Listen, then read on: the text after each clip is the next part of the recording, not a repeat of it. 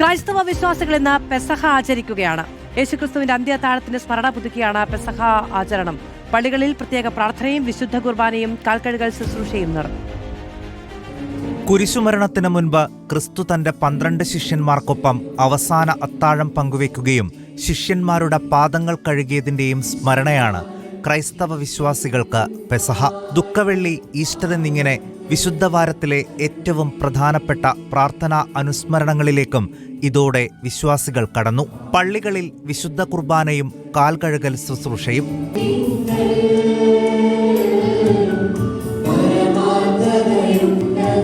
Kakkanad mount saint തോമസിൽ സിറോ മലബാർ സഭ major archbishop Mar Raphael Thattil തിരുക്കർമ്മങ്ങൾക്ക് മുഖ്യ കാർമ്മികത്വം വഹിച്ചു. ഈ കാല് കഴുകുന്നതില് കർത്താവ് കാണിച്ച വലിയ ഒരു മാതൃകയുണ്ട്. കർത്താവ് തന്നെ പറയും, ഞാൻ നിങ്ങൾക്കൊരു മാതൃക നൽകും.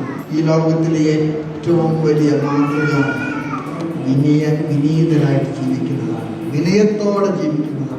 തിരുവാങ്കുളം, മുളന്തുരുത്തി പള്ളികളിലായി പെസഹ ശുശ്രൂഷകൾക്ക് യാക്കോബായ സഭാധ്യക്ഷൻ ബസേലിയോസ് ജോസഫ് ശ്രേഷ്ഠ കാതോലിക്ക ബാവ നേതൃത്വം നൽകി. പാമ്പാടി ദയാറിലെ ശുശ്രൂഷകൾക്ക് ഓർത്തഡോക്സ് സഭാധ്യക്ഷൻ ബസേലിയസ് മാർത്തോമ മാത്യൂസ് തൃതീയൻ കാതോലിക്ക ബാവയാണ് നേതൃത്വം നൽകിയത്. പട്ടം സെന്റ് മേരീസ് കത്തീഡ്രലിൽ മലങ്കര കത്തോലിക്ക സഭാധ്യക്ഷൻ ബസേലിയസ് ക്ലെമിസ് കാതോലിക്ക ബാവയും പാളയം കത്തീഡ്രലിൽ ആർച്ച് ബിഷപ്പ് തോമസ് ജെ നെറ്റോയും ശുശ്രൂഷകൾക്ക് നേതൃത്വം നൽകി. വിശ്വാസികൾ വീടുകളിൽ പെസഹ അപ്പം ഒരുക്കുന്നതും ദിനാചരണത്തിന്റെ സവിശേഷതയാണ്. റിപ്പോർട്ടർ, കൊച്ചി.